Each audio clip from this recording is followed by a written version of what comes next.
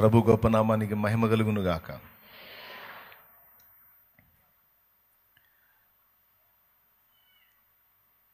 చాలా సంతోషం. ఇక టైంను పోనీయొద్దు, దేవుని వాక్యాన్ని ధ్యానించుకుందాం. బైబిల్ గ్రంథంలో నుండి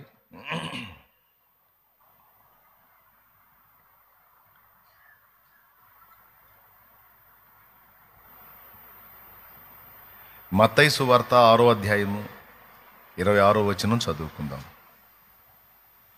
ఆకాశ పక్షులను చూడుడి. మత్తయి సువార్త 6వ అధ్యాయము 26వ వచనం తీసుకోండి. చదువు. ఆకాశ పక్షులను చూడుడి, అవి విత్తవు, కోయవు, కొట్లలో కూర్చుకొనవు, అయినను మీ పరలోకపు తండ్రి వాటిని పోషించుచున్నాడు. మీరు వాటికంటే బహుశ్రేష్ఠులు కారా? చాలు. చిన్న మాట ప్రార్థన చేసుకుని దేవుని నడిపింపును కోరుకుందాం. ప్రేమ కలిగిన మా మహాపరిశుద్ధ తండ్రి, ఘనుడవగు దేవా, నీకు స్తోత్రము. నీ దయాపూర్వక సంకల్పాన్ని బట్టి శుభవేళ మమ్మల్ని అందరినీ ఇక్కడికి తీసుకొచ్చిన విధానం కొరకు స్తోత్రము. నీ బలహీన దాసుడు నీ పక్షమున మాట్లాడనై ఉండగా నీ దాసుని మరుగు చేసి నీవే మాట్లాడు. ఉపదేశాన్ని అడ్డగింపు చూసే సైతాను, దురాత్మ, దయ్యపు అంధకార శక్తుల ప్రభావం నజరేయుడగు యేసు నామములో బంధిస్తున్నాం. కన్న తండ్రి, కనికరించి మమ్మల్ని అందరినీ అభిషేకించి నీ దాసునికి మంచి బలమును, ఆరోగ్యమును, సత్వమును, ప్రత్యక్షతనిచ్చి నీవే నీ కృపతో మా అందరితో మాట్లాడుమని యేసు ప్రశస్త నామమున ప్రార్థించి స్తుతించి వేడుచున్నాము తండ్రి. ఆమేన్, ఆమేన్.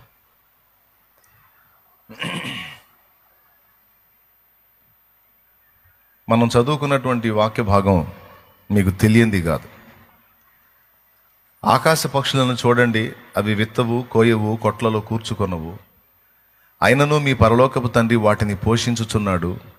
మీరు వాటికంటే బహుశ్రేష్ఠులు కారా అని యేసయ్య ప్రశ్నిస్తూ ఉన్నాడు.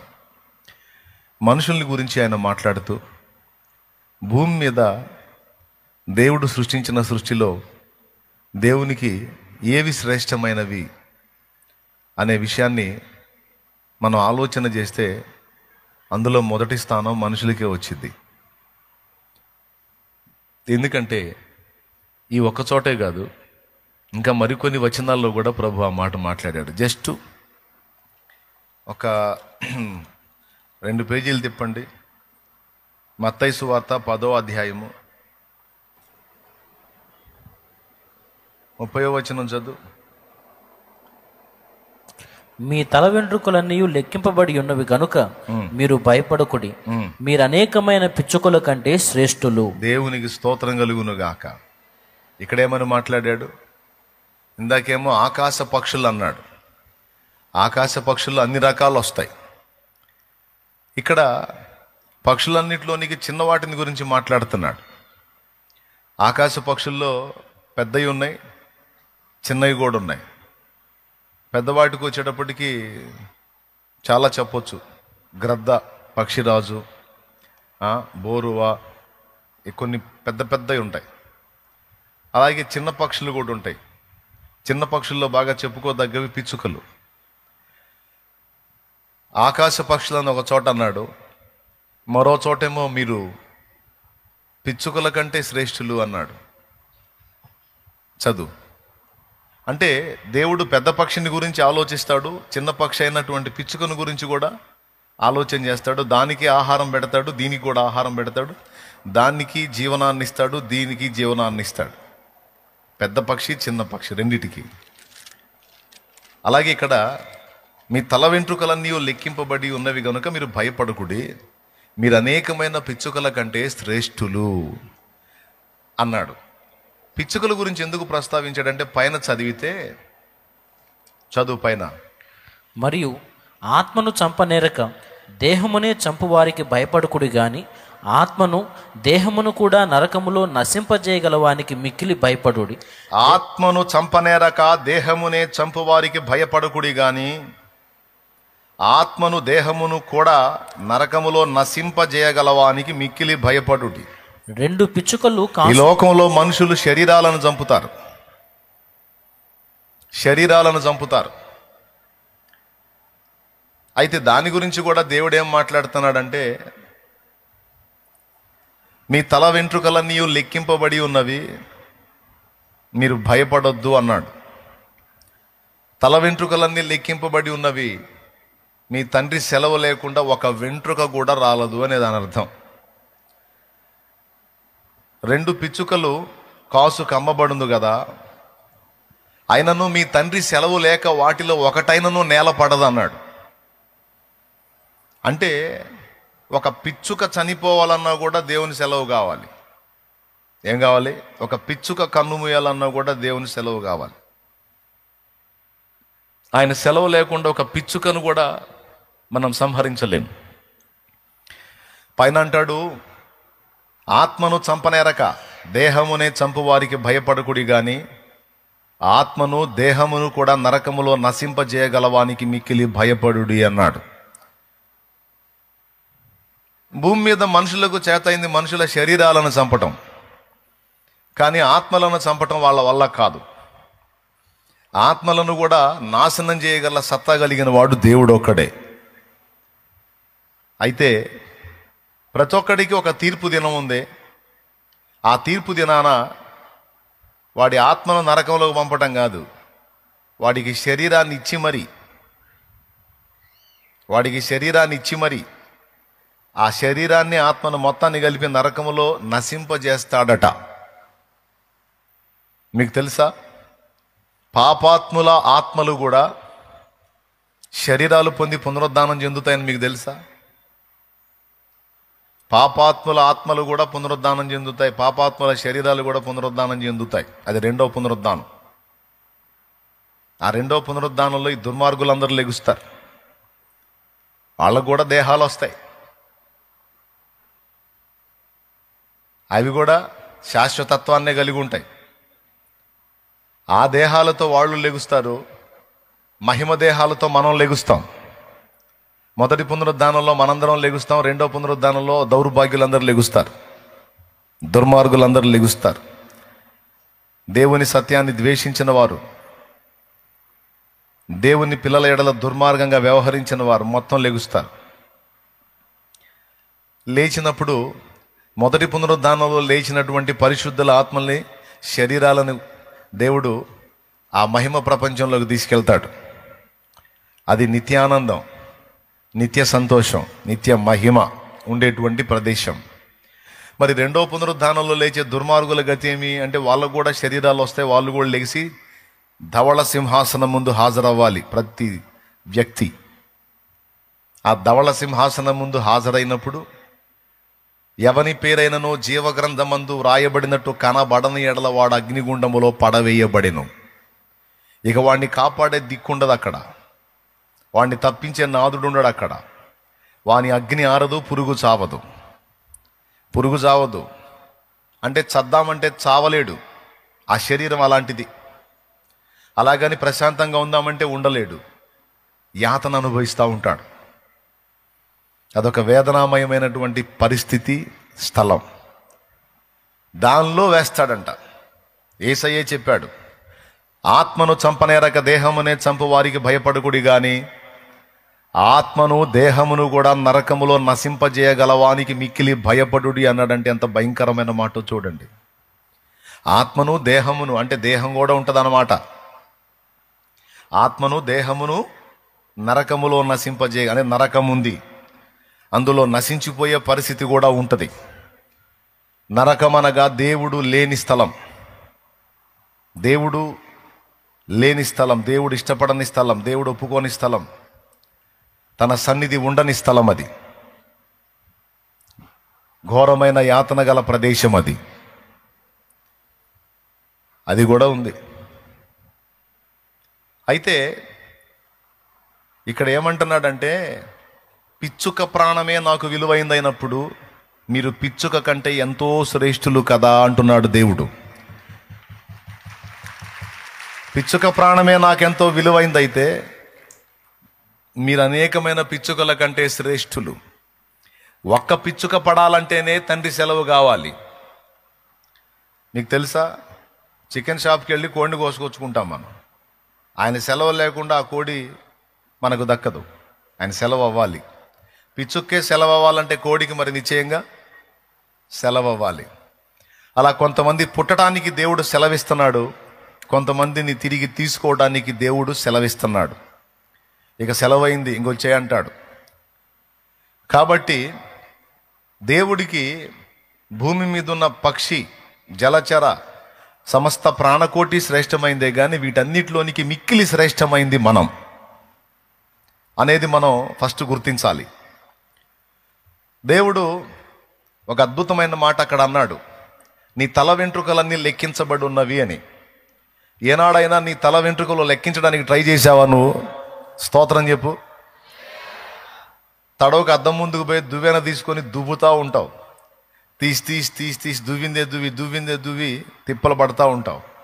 ఎప్పుడన్నా నీ నెత్తి మీద వెంట్రుకలు ఒక్కసారన్నా లెక్క వేయడానికి ట్రై చేసావా? వేయలా. పోనీ చిన్నప్పటి నుంచి తెగ దువ్వింది కదా మీ అమ్మ, దువ్విందిగా, ఒక్కసారన్నా అమ్మ లెక్కేసిందా? పోనీ ఎప్పుడన్నా అడిగావా, మమ్మీ నేనంటే నీకు ప్రేమ కదే మమ్మీ, ఒక్కసారి జుట్టు లెక్కవే మమ్మీ అంటే ఏం చెప్పిద్ది? ఆ తలకు పెట్టి ఒకటి బాధిద్ది. ఏందే అంటది, తల వెంట్రుకలు లెక్కే మమ్మీ అను అడుగు నువ్వు. ఆ తలకు పెట్టి ఒకటి బాధిద్ది. ఇక నాకేం పనులు లేవనుకున్నావా? మమ్మీ నేనంటే నీకు ఇష్టమా కాదా? ఇష్టమే. ఎంత ఇష్టం? చాలా ఇష్టం. అయితే ఒక్కసారి లెక్కే మమ్మీ. ఏంటే లెక్కేసేది? తల వెంట్రుకలు అవి లెక్కేయాలంటే ఎన్ని రోజులు పట్టిద్ది అనుకున్నావు? అన్ని పనులు మానుకొని కూర్చోవాలని ఎట్లా కుదిరిద్ది? ఏ కూతురు అడగదు, ఏ కొడుకు అడగడు, ఏ తల్లి కూడా లెక్క పెట్టలేదు.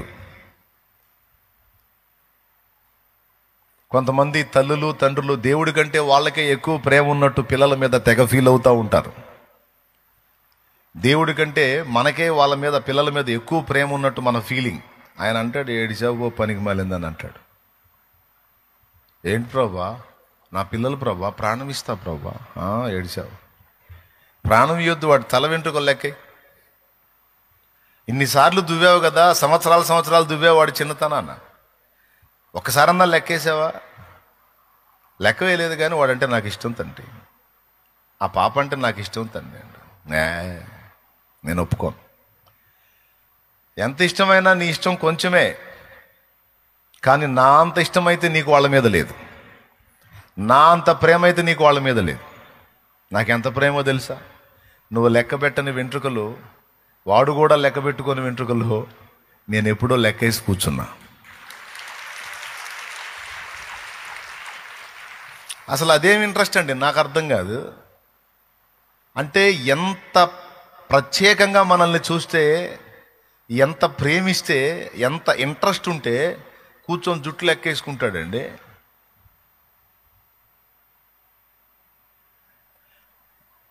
ఊహించలేం అసలు అది. కానీ నిజం.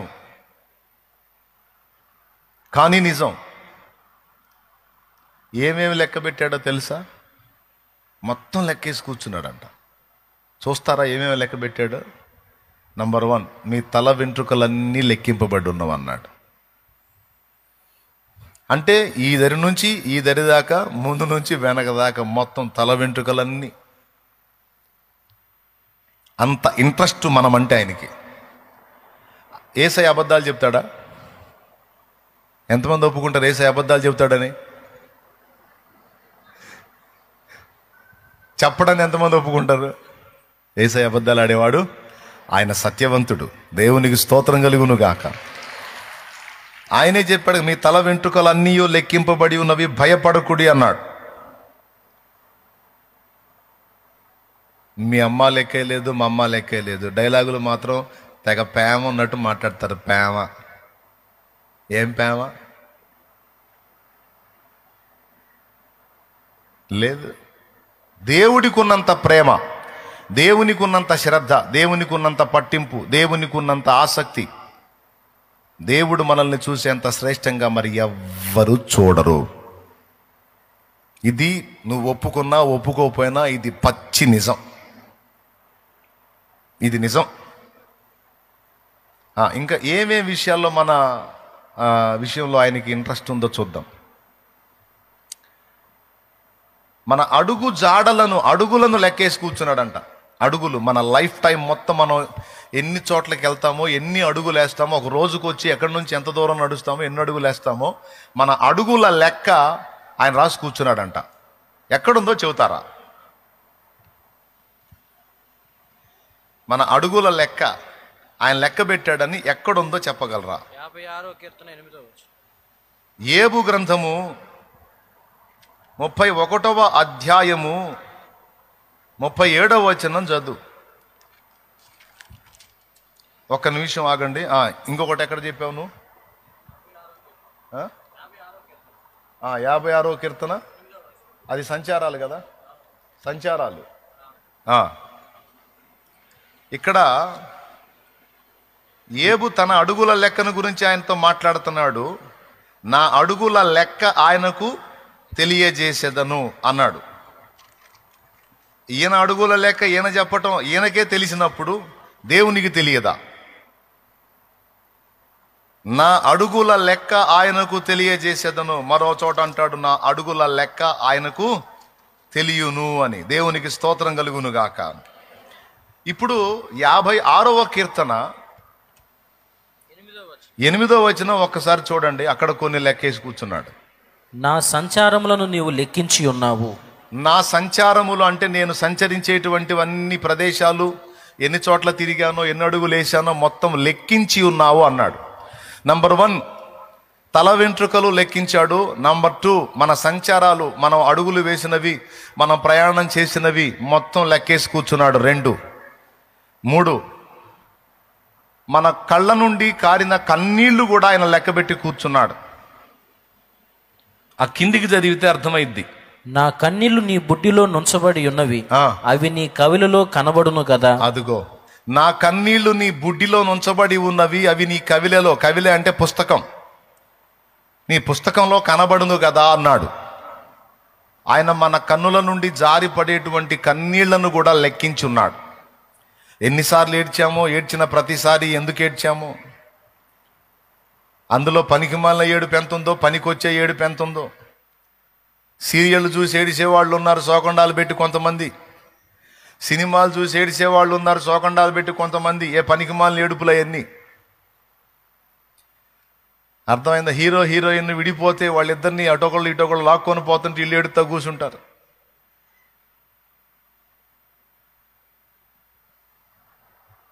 వాళ్ళిద్దరు చేసేది నటనే, కానీ ఇది ఒరిజినల్గా చూసేవాళ్ళు ఏడుతూ ఉంటారు. పనికిమాలిన ఏడుపులు, ఈ ఏడుపులు లెక్కలోకి రావు. అయినా రాసుకుంటాడు. అందులో పనికొచ్చే ఏడుపులెన్ని, పనికిరాని ఏడుపులెన్ని, ప్రతిఫలం పొందదగిన కన్నీళ్ళేవి, ప్రతిఫలం శూన్యమైనటువంటి కన్నీళ్ళేవి అనేది కూడా రాసుకుంటాడు. నా కన్నీళ్లు నీ బుడ్డిలో దాచబడి ఉన్నవి, అవి నీ కవిలలో కనబడును కదా అన్నాడు.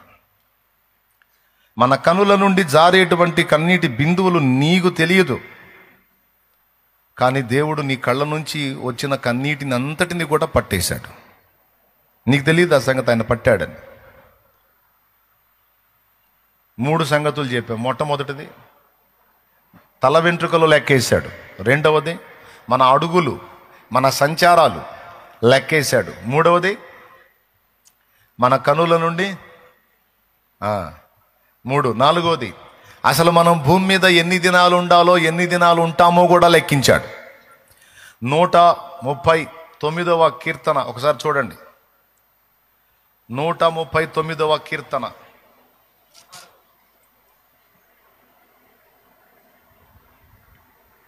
16వ వచనం చదువు. నేను పిండమునై ఉండగా నీ కన్నులు నన్ను చూచెను.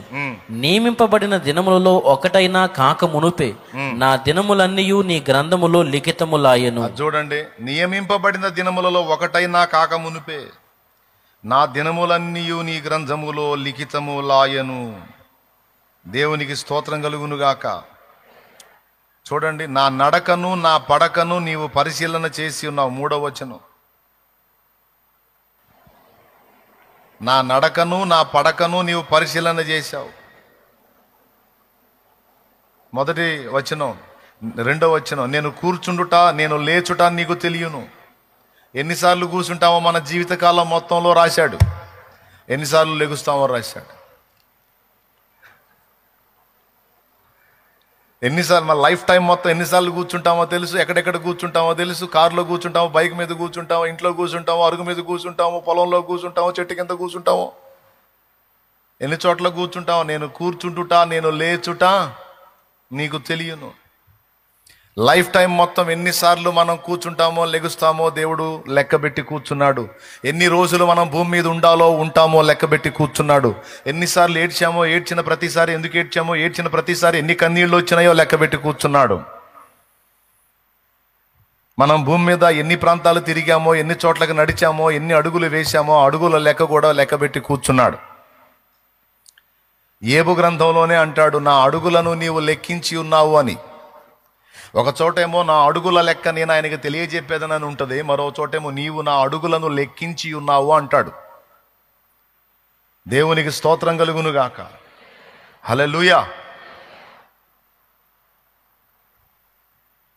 నియమింపబడిన రోజులలో ఒక్క రోజైనా ఇంకా నాకు స్టార్ట్ కాకముందే నా టోటల్ లైఫ్ టైం మొత్తం నీకు తెలుసు అన్నాడు.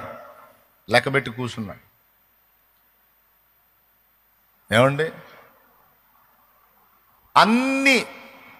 అన్ని నమోదు చేయబడ్డాయి, అన్ని రాయబడ్డాయి.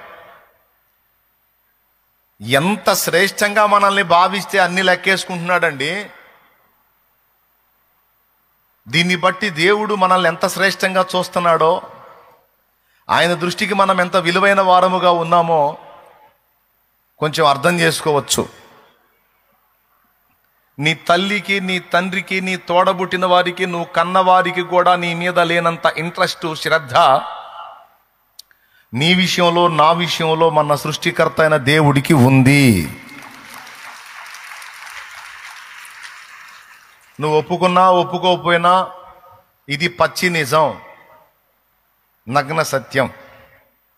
దేవునికి మహిమ. ఈ మాట వింటున్నప్పుడు మీ మనసుకి ఏమనిపిస్తుంది? ఆదరణ కలుగుతుందా, భయం కలుగుతుందా? రైట్. కట్టుకున్న భర్తకు లేదు నీ మీద అంత ఇంట్రెస్ట్, కన్న తల్లికి తండ్రికి లేదు. అరాకొరా ఉండొచ్చు, కానీ దేవుడికి ఉన్నంత అయితే లేదు.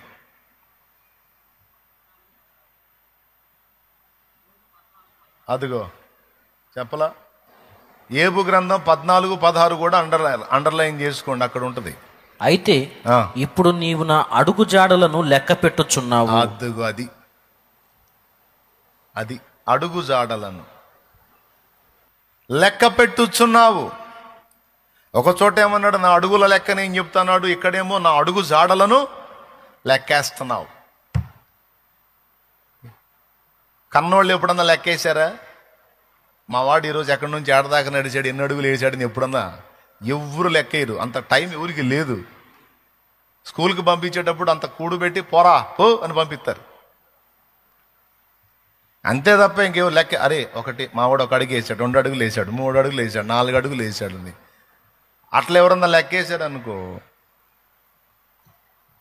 చిలకలూరుపేటలో అట్ట ఎవరన్నా లెక్కేస్తే మధులత ఆసుపత్రికి తీసుకెళ్తారు, డాక్టర్ మధులత గారి దగ్గర తీసుకెళ్తారు. ఏమండి, మా ఆవిడ మా అబ్బాయి ఎటుపోతే అటుపోయి వెంటబడి అడుగులు లెక్కేసుకుంటుందండి. 1, 2, 3 వాడు ఎన్ని అడుగులు వేస్తే అన్ని అడుగులు లెక్కేస్తుందండి. 4 రోజుల నుంచి ఇంతే చేస్తుందండి. అంటే 5 రోజులకి మందులు ఇస్తాను వాడని అంటున్నాం. దేవునికి స్తోత్రం. 4 రోజుల నుంచి ఇంతే చేస్తుందంటే 5 రోజులకి మందులు ఇచ్చిద్ది. అంటే మైండ్ పోయింది అనుకొని, మెంటల్ ఎఫెక్ట్ వచ్చింది అనుకొని. లేకపోతే అడుగులు ఎవరు లెక్కేస్తారు? ఏమండి, మా ఆయన మా పాప జుట్టు లెక్కేస్తున్నాడండి, 4 రోజుల నుంచి ఇదే పని చేస్తున్నాడండి, లెక్క తేలటం లేదంట. అంటే 5 రోజులకి మళ్ళీ టాబ్లెట్లు ఇచ్చిద్ది. దేవునికి స్తోత్రం. ఈ లోకంలో ఏ మనుషుడైనా ఈ పనులు చేస్తే ఆ వ్యక్తిని పిచ్చోడు అంటారు. అంటారా? అనరా? స్త్రీ అయితే పిచ్చిది అంటారు, పురుషుడైతే పిచ్చోడు అంటారు. ఎవరు లెక్కేయరు. మనం ఎన్నిసార్లు కూర్చుంటున్నాం, ఎన్నిసార్లు లెగుస్తున్నాం లెక్కేస్తే పిచ్చోడనే అంటారు. మనం ఎటు పోతున్నా సరే, ఈరోజు ఇటుపోయి ఈరోజు ఇటుపోయి నీ సంచారాలన్నీ నీ జరిగినాయి అని లెక్క రాసుకుంటుంటే పిచ్చోడు అనుకుంటాం. కానీ మీకు తెలుసా, మన మీద ఉన్న ఆయన ప్రేమ ఎలాంటిదంటే, ఈ లోకంలో ఆ పనులు చేస్తే ఆ వ్యక్తిని పిచ్చోడు అంటారు, కానీ ఆ పిచ్చి మహారాజు మన కోసం నిజంగా ఎంత పిచ్చో చూడండి.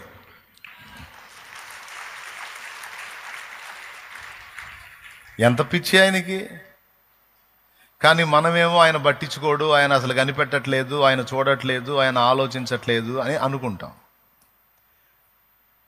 ఇప్పుడు నీ కళ్ళలోంచి కన్నీళ్ళు వస్తుంటే మేము వెంటనే నోట్బుక్ తీసుకొచ్చి పడ్డ డ్రాప్ వల్ల 1 2 3 ఈ కంట్లోంచి ఎన్ని వచ్చినాయి 4 5 5 రాసుకుంటుంది అనుకో, నీకేమనిపించిద్ది?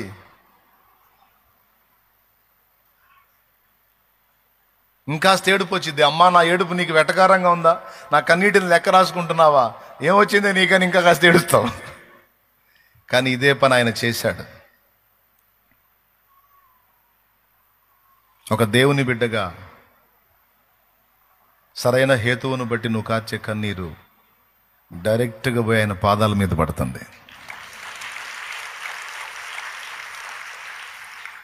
అందుకు ఆ పాట పాడుకుంది, కన్నుల జారిన కన్నీళ్లు తడిపెను దేవుని పాద. ఇది వాస్తవం, ఏదో ఊహాగానం కాదు అది. ఇట్లాగా మన అన్ని విషయాలలో ప్రతి దానిలో లెక్కగట్టున్నాడు. మన నోటితో ఎన్ని మాటలు మాట్లాడుతున్నామో కూడా లెక్క రాసుకుంటున్నాడు. అందులో పనికి మాలిన మాటలెన్నో, పనికొచ్చే మాటలెన్నో కూడా రాసుకుంటున్నాడు. పోసుకోలు మాటలెన్నో, డబల్ మీనింగ్ మాటలెన్నో, సింగిల్ మీనింగ్ మాటలెన్నో మొత్తం రాసుకుంటున్నాడు. మొత్తం లెక్క. దేవుడు ఏది చేసినా లెక్కతోనే చేస్తాడని గుర్తుపెట్టుకోవాలి మనం. ఈ ముక్కు చూడండి, ఈ ముక్కు మొన్న ఒక చిన్న వీడియో చూశాను ఒకటే, అందులో మొత్తం లెక్కగట్టి చెప్పాడు. ఈ ముక్కు నుంచి ఈ భాగం ఈ భాగం 2 పక్క క్యాలిక్యులేటెడ్గా ఉంటాయి అన్నీ. ఇక్కడ నుంచి ఈ ముక్కు వరకు ఈ భాగం ఎంత ఉందో కరెక్ట్గా ఈ భాగం అంతే ఉంటుంది, ఒకటి ఎక్కువ ఒకటి తక్కువ ఉండదు. అలాగే ఈ కంటి నిర్మాణ విషయంలో కూడా మొత్తం లెక్కగట్టి ఉంటుంది అన్నమాట. తేడా ఉండదు. మళ్ళీ ఈ కన్ను ఎలాగో ఈ కన్ను అలాగా, ఏ ప్లేస్లో ఉండాలో ఆ ప్లేస్లో మొత్తం లెక్క. పెదవులు కూడా లెక్క. ఇక్కడ నుంచి ఈ షేప్కి ఎంత లెంత్ ఉండాలి, ఇక్కడ నుంచి ఈ షేప్కి ఎంత లెంత్ ఉండాలి, మొత్తం లెక్క. మన బాడీ స్ట్రక్చర్ అంతా కూడా లెక్క. బోన్స్ లెక్క, నరాల లెక్క, పొడవు వెడల్పుల లెక్క, మన బాడీ మొత్తం మీద ఉన్న రోమాల లెక్క. అసలు టోటల్గా దేవుణ్ణి కొంచెం ఆలోచన చేయాలంటేనే మనకి అందదు ఆ లెక్క. అంతా లెక్కే ఆయనకి. మన విషయములో దేవుడు ఎంత దృష్టి కలిగి ఉన్నాడో, ఎంత పట్టింపు కలిగి ఉన్నాడో, ఎంత శ్రద్ధ కలిగి ఉన్నాడో జస్ట్ కొన్ని ఇలా ధ్యానించుకుంటే అర్థమైపోయింది.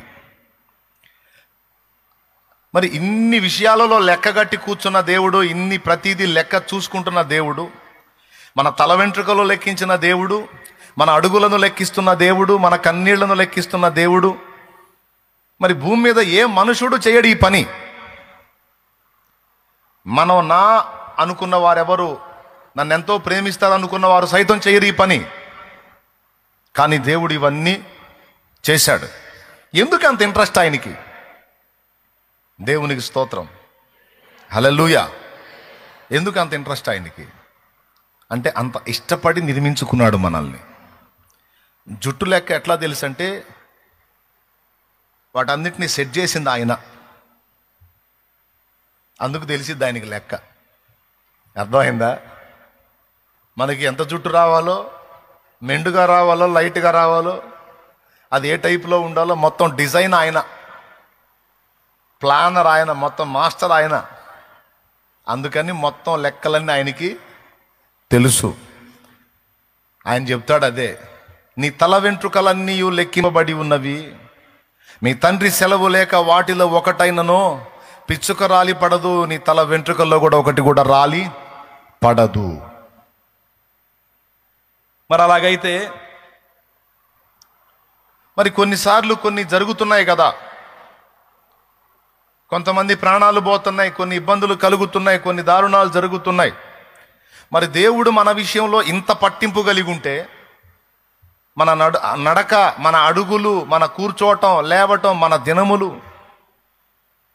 అన్ని లెక్కేస్తే, మన తల వెంట్రుకలు కూడా లెక్కేస్తే, అనేకమైన వాటికంటే మీరు శ్రేష్ఠులు అని మనతో మాట్లాడితే, మరి కొన్నిసార్లు ఎందుకు చూచి చూడనట్టు వదిలేస్తున్నాడు దేవుడు? కొన్ని దారుణాలు జరుగుతుంటే ఎందుకు అలాగ వదిలేస్తున్నాడు దేవుడు? ముఖ్యంగా భక్తుల విషయంలో వారిని ఎందుకు అంత యాతన పడనిస్తున్నాడు? ఎందుకు వాళ్ళని దుర్మార్గులు యాతన పెడుతుంటే అనుమతించాడు? ఎందుకు కొన్ని విషయాల్లో మనం నలుగుతుంటే దేవుడు వదిలేసి ఊరుకుంటున్నాడు అనే ప్రశ్నలు మనకి నెంబర్ 2లో వచ్చేస్తాయి. నెంబర్ 1లో ఈ మ్యాటర్ అంతా విన్నాక నెంబర్ 2లో ఇదే వచ్చింది ప్రశ్న. ఇప్పుడు నెంబర్ 3లో నా సమాధానం చెప్తా. దేవునికి స్తోత్రం. నెంబర్ 1లోనేమో దేవుడు మనల్ని ఎంత శ్రేష్టంగా భావించాడో మీకు చెప్పా. 2 చోట్ల ఆకాశ పక్షులను చూపించి మాట్లాడాడు, తర్వాత పిచ్చుకలను చూపించి మాట్లాడాడు. ఈ 2 కాదు, గొర్రెం చూపించి కూడా మాట్లాడాడు. అదే మత్తయి సువార్త, అది కూడా ఒక అండర్లైన్ చేసేసి ఒక పని అయిపోద్ది. 12వ అధ్యాయము 9వ వచనం నుంచి చదువు. ఆయన అక్కడి నుండి వెళ్ళి వారి సమాజ మందిరములో ప్రవేశించినప్పుడు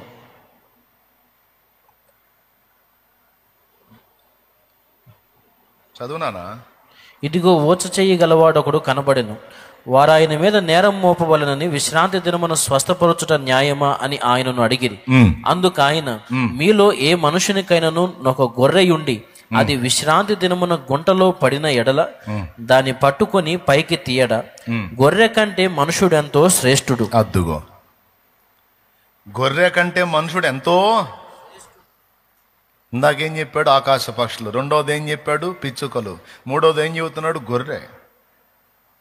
ఈ ప్రతి చోట కూడా నాకు మనుషుడెంతో శ్రేష్ఠుడు, మనుషుడెంతో శ్రేష్ఠుడు, మనుషుడెంతో శ్రేష్ఠుడు అని మాట్లాడుతున్నాడు. దేవునికి మహిమ. అంటే భూమి మీద పుట్టినటువంటి మనుషులందరూ కూడా దేవునికి శ్రేష్ఠులే. ఒకటి. ఈ శ్రేష్టతలో మళ్ళా ఇంకొకటి ఉంది. మనుషులందరూ శ్రేష్ఠులే, వాళ్ళకంటే కూడా శ్రేష్ఠులు ఉన్నారు. వాళ్ళెవరో తెలుసా? ఆయన భూమి మీదకి వచ్చి తన ప్రాణమును క్రయధనముగా చెల్లించి విలువ పెట్టి కొన్నాడు చూడు, వారు. 1 కొరింథీ పత్రిక 6వ అధ్యాయము 19వ వచనం చదువు. 6:19 1 కొరింథియన్స్. మీ దేహము దేవుని వలన మీకు అనుగ్రహింపబడి మీలోనున్న పరిశుద్ధాత్మకు ఆలయమై ఉన్నదని మీరు ఎరుగరా? మీరు మీ సొత్తు కారు, విలువ పెట్టి కొనబడిన వారు గనుక మీ దేహముతో దేవుని. మీరు మీ సొత్తు కారు, విలువ పెట్టి కొనబడిన వారు. ఏం విలువ పెట్టాడంటే తన ప్రాణమునే విలువగా పెట్టేశాడు. ఎంత శ్రేష్టంగా మనల్ని భావిస్తే తన ప్రాణాన్ని క్రయధనంగా చెల్లించాడండి. దీన్ని బట్టి కూడా మనం ఆలోచించవచ్చు, మనం ఎంత శ్రేష్టమైన వారం. లోకంలో ఉన్న మనుషులందరూ దేవునికి శ్రేష్ఠులు, వాళ్ళల్లో ఇంకా శ్రేష్ఠులు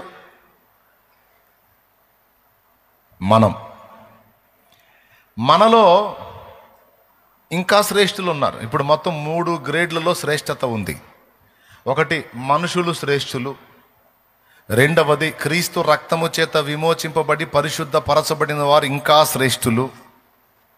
వారిలో నుండి తన పరిచర్యకు వచ్చి తన రాజ్య వ్యాప్తి కొరకు, ఆత్మల రక్షణ కొరకు పాటుపడే స్త్రీ అయినా పురుషుడైనా మిక్కిలి శ్రేష్ఠులు.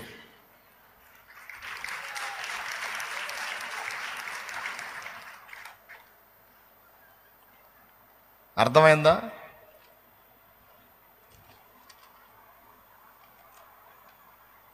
దానికి కూడా బైబిల్లో వచనం ఉంది. దావీదు భక్తుడు అన్నాడు, భూమి మీద భక్తులే శ్రేష్ఠులు, వారు కేవలం నాకు ఇష్టలు అన్నాడు చూడు. కీర్తనల గ్రంథము ఉందా? మరి భూమి మీద భక్తులే శ్రేష్ఠులు, వారు కేవలం నాకు ఇష్టలు. తీయగలరా? నేను తిన్నా.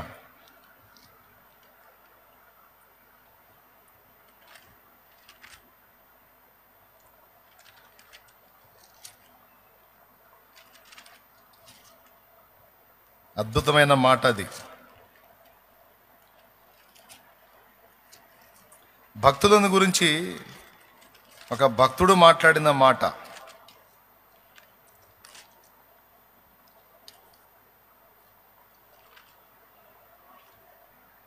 చదువు.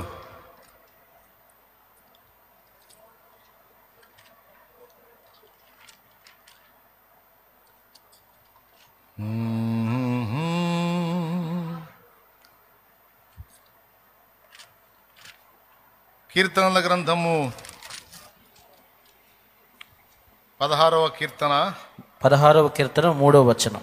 చదువు. నేను ఇలాగందును, భూమి మీదనున్న భక్తులే శ్రేష్ఠులు, వారు నాకు కేవలము ఇష్టులు. చాలు చాలు, జస్ట్ మీరు కూడా గుర్తుపెట్టుకుంటారని చూపిస్తున్నాను అన్నమాట. మనకే శ్రేష్ఠులైనప్పుడు, భక్తులకే భక్తులు శ్రేష్ఠులైనప్పుడు మరి ఇంకా ఆయనకి ఎంత శ్రేష్ఠులు. వాళ్ళని గురించి దేవుడు మాట్లాడిన మాట ఏమిటో తెలుసా? నక్షత్రాలు, బుద్ధిమంతులు, నక్షత్రాలు అన్నాడు. దానియేలు గ్రంథము 12వ అధ్యాయము 3వ వచనం చూడు. బుద్ధిమంతులైతే ఆకాశ మండలములోని జ్యోతులను పోలిన వారై ప్రకాశించెదరు. నీతి మార్గమును అనుసరించి నడుచుకున్నట్లు ఎవరు అనేకులను త్రిప్పుదురో వారు నక్షత్రము వలె నిరంతరమును ప్రకాశించెదరు. దేవునికి స్తోత్రం.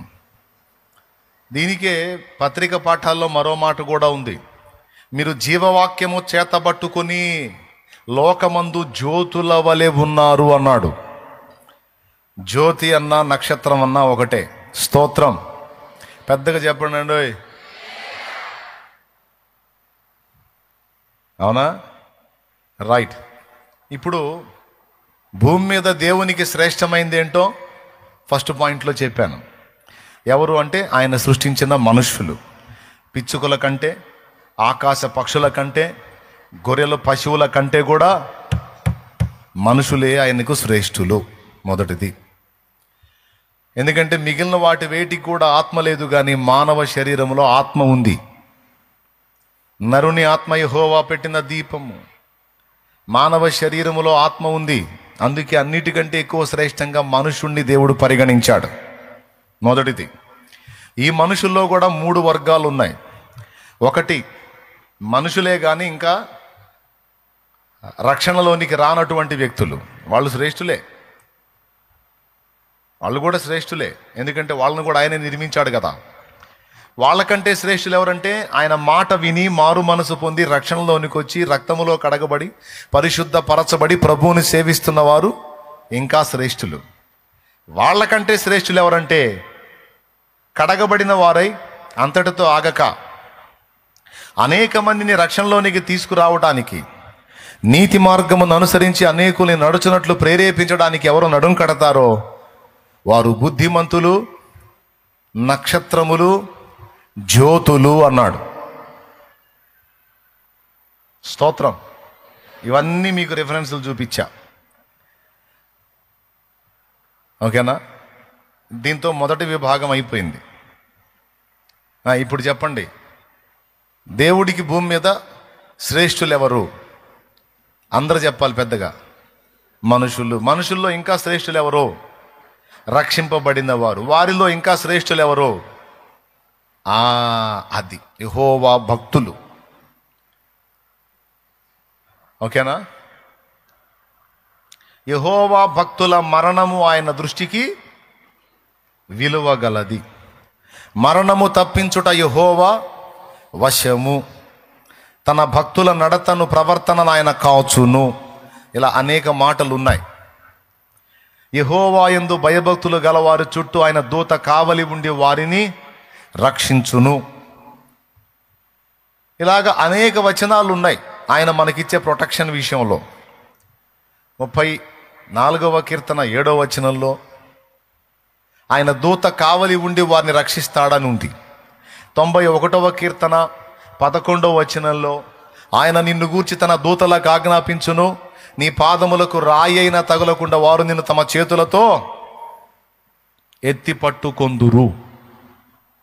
ఓకేనా? అలాగే అదే 91వ కీర్తనలో అపాయము నీ యొద్దకు రాదన్నాడు. అదే 91వ కీర్తనలో అతడు నన్ను ప్రేమించుచున్నాడు గనుక నేను అతని తప్పించేదను అన్నాడు. అతడు నా నామము నెరిగిన వాడు గనుక నేను అతని గొప్ప చేసేదను అన్నాడు. మరి ఇప్పుడు మరణం తప్పించుట యెహోవా వశము అని ఆయనే చెప్పాడు. యెహోవా భక్తుల మరణం ఆయన దృష్టికి విలువగలదన్నాడు. మరణం తప్పించుతావు కదా, మరణం తప్పించడం నీ చేత అయింది కదా, మరి ఎందుకు భక్తులను మరణానికి అప్పగిస్తున్నావు?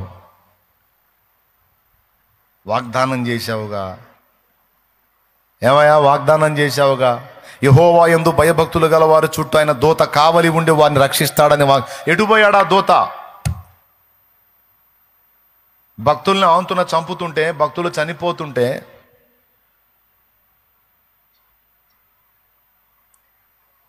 మూడు రోజుల క్రితం 2 భక్తులు లోకాన్ని వదిలేశారు.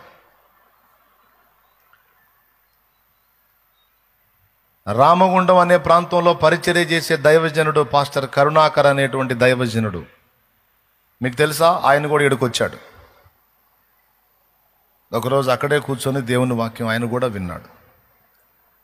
కూటం అయిపోయిన దాకా ఉండి నన్ను కలిసి వెళ్ళారు ఆయన. రామగుండం దైవజనుడు పాస్టర్ కరుణాకర్ గారు,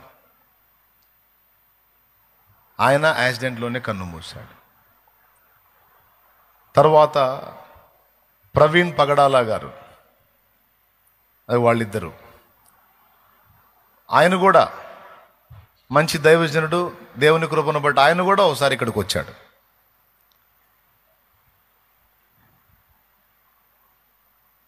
అంటే మీరు ఎరిగి ఉండకపోవచ్చుగా, నేను ఎరిగి ఉన్నాను వారిద్దరిని.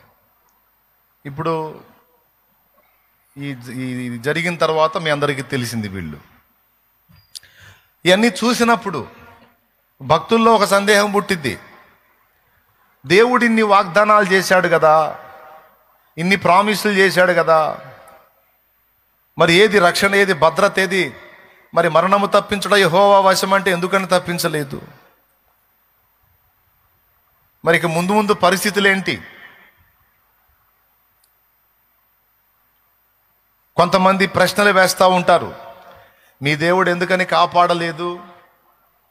మీ దేవుడి సేవలోనే తిరుగుతున్నారుగా, మీ యేసు ప్రభువే కదా, చచ్చిపోయిన వాళ్ళని కూడా లేపుతాడు కదా, ఎందుకని మీ యేసు ప్రభు వీళ్ళని కాపాడలేదు అని అన్ని జనులు కొంచెం హేళనగా మాట్లాడుతున్నారు, ఎగతాళిగా కామెంట్లు పెడతా ఉన్నారు. అంటే వాళ్ళకు తెలియదు కాబట్టి వాళ్ళు అలాగూ మాట్లాడుతున్నారు.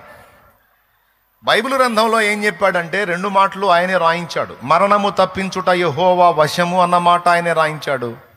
యెహోవా భక్తుల మరణము ఆయన దృష్టికి విలువగలది అని కూడా రాయించాడు. అంటే యెహోవా భక్తులకు కూడా మరణము కలిగిద్ది అనేది రాయించాడు. 82వ కీర్తన 6వ వచనంలో చూస్తే ఈ మాట కూడా ఉంది, చూడండి. 82వ కీర్తన 6వ వచనం ఒకసారి చూడండి, బైబిల్ ఉంటే తీసి చూడండి, చదువు. మీరు దైవములని, మీరందరూ సర్వోన్నతుని కుమారులని నేనే సెలవిచ్చి ఉన్నాను. అయినను ఇతర మనుషులు చనిపోవునట్లు మీరును చనిపోవుదురు, అధికారులో ఒకడు కూలునట్లు మీరును కూలుదురు. అదుగో అది వచనం. దేవునికి స్తోత్రం కలుగును గాక. మీరు దైవములనియు మీరందరూ సర్వోన్నతుని కుమారులనియు నేనే సెలవిచ్చి ఉన్నాను. అయినను ఇతర మనుషులు చనిపోవున్నట్లు మీరును చనిపోవుదురు, అధికారులలో ఒకడు కూలునట్లు మీరును కూలుదురు అన్నాడు. బాగా వినాలి, స్తోత్రం చెప్పండి అందరూ కలిసి.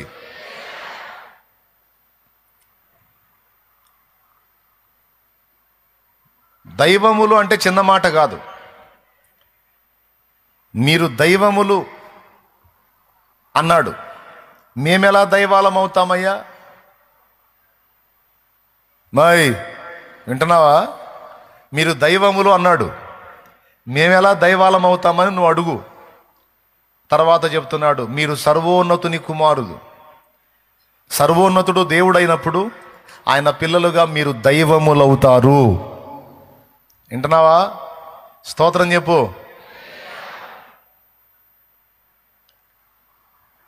మనకు ఒక డౌట్ వచ్చింది, మన బుద్ధి, మన పనికిమాలినతనం, మన వ్యవహారం, మన వైఖరి మనకు తెలుసు.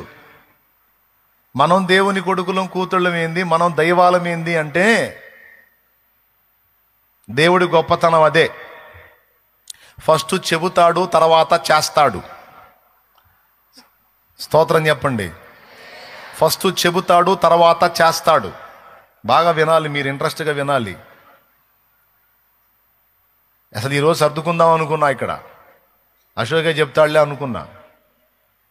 మరి ఎందుకో మళ్ళీ దేవుడు ప్రేరణ కలిగించి తీసుకొచ్చాడు. లేకపోతే ఈరోజు సర్దుకునేవాడినే.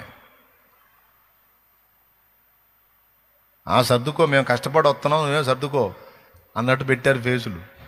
దేవునికి స్తోత్రం. ఏం పర్లేదు, ఎవరు నిలబడ్డా దేవుడు వాడుకుంటాడు, మాట్లాడతాడు. కొద్దిగా రెస్ట్లో ఉందాం అనుకున్నా అండి. రోజు తిరుగుతున్నాం. ఏం రెస్ట్, మనం ప్రాణం ఎడాగిద్ది. బాగున్నా బాగాలేకపోయినా రావాల్సిందే. బాగా వినండి.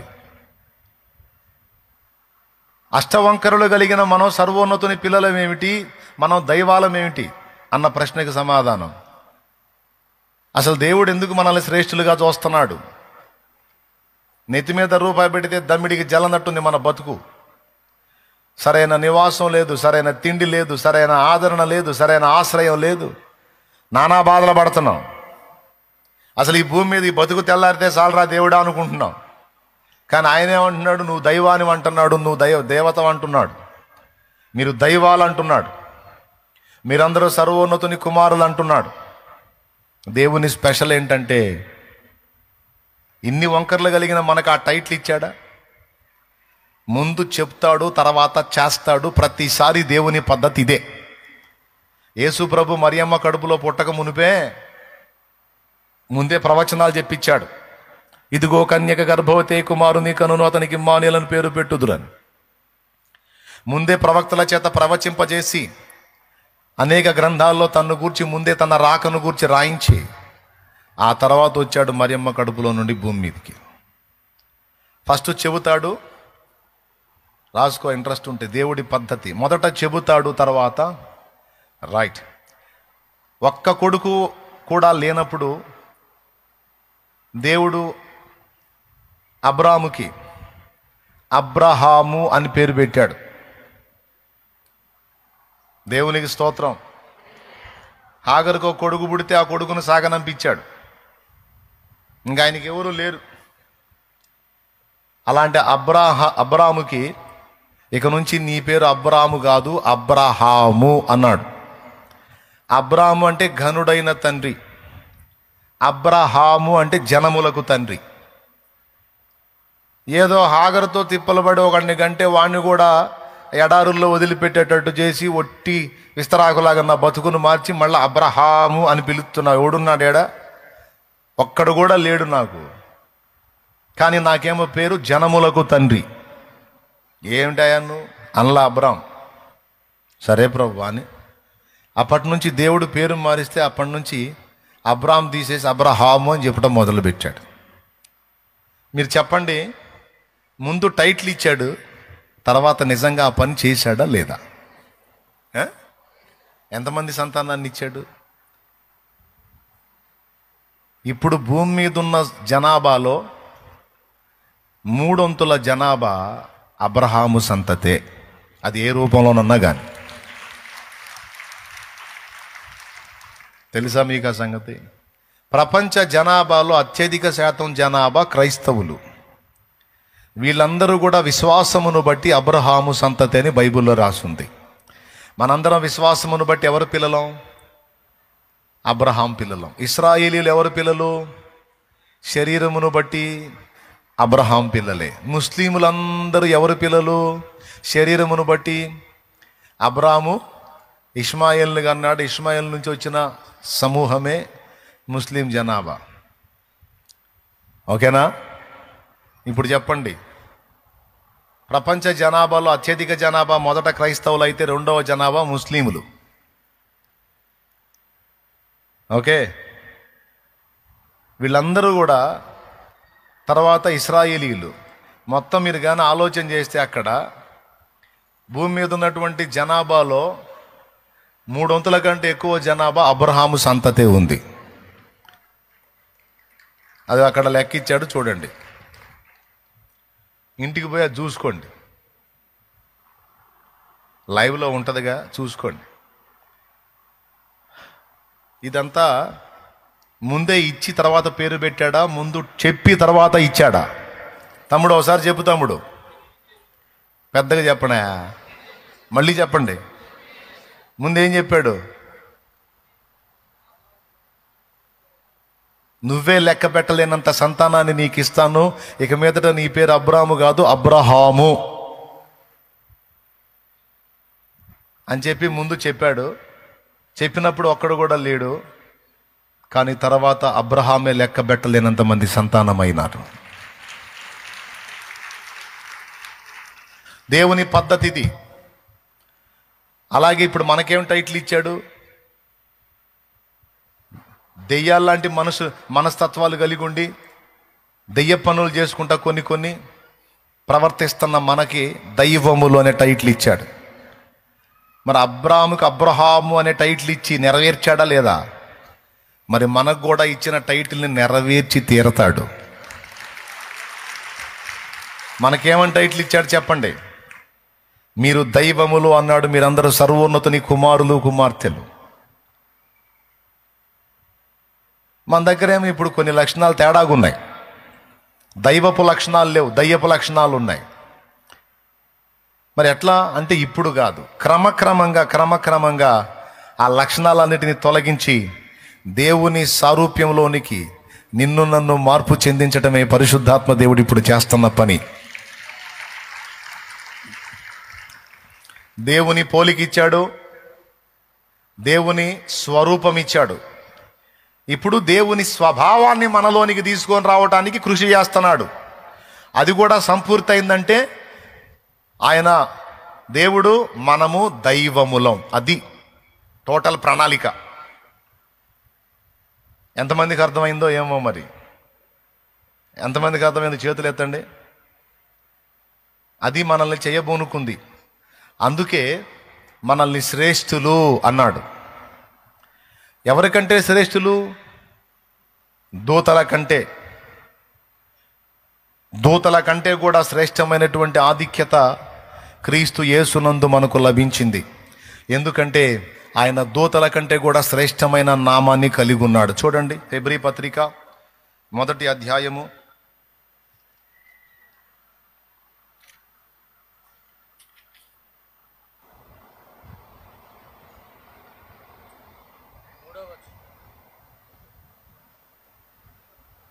3వ వచనం. అద్భుతమైనటువంటి మాటలు ఆయన మాట్లాడాడు. అందులో దేవదూతల గురించి ఎప్పుడైనా ఈ మాట అన్నాడా? చూడండి, 5వ వచనం నుంచి చదువు. ఏలయనగా, ఒక్క నిమిషం, 4వ వచనం నుంచి చదువు.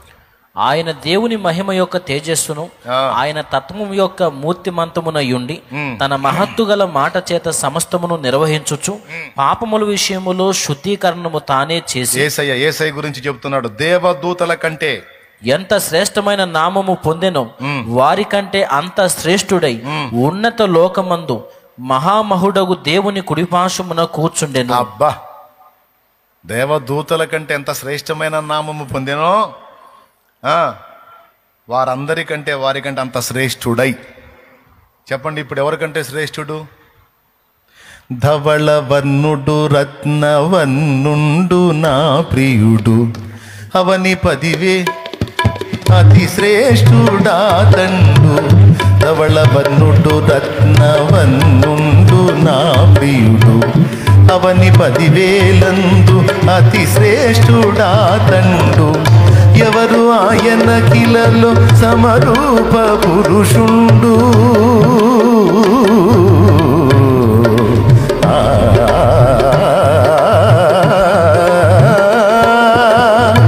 ఎవరు ఆయన కిలలో సమరూప పురుషుండు.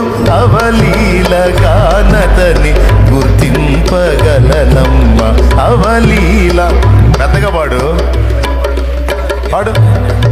ఎంతో సుందరుడమ్మ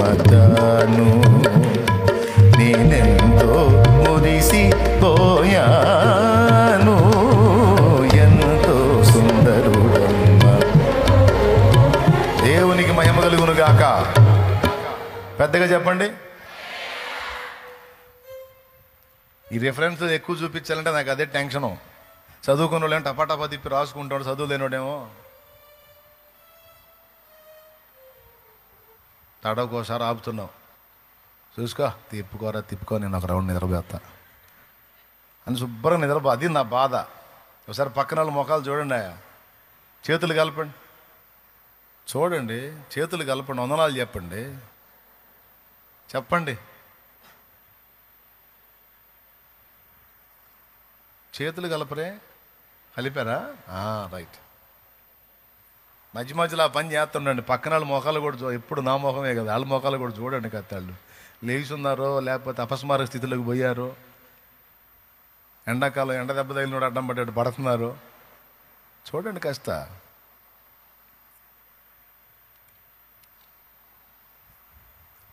దేవదూతల కంటే కూడా శ్రేష్టమైన నామము పొంది శ్రేష్ఠుడై మహామహుడగు దేవుని కుడిపార్శ్వమందు ఆసీనుడై ఉన్నాడు మన యేసయ్య.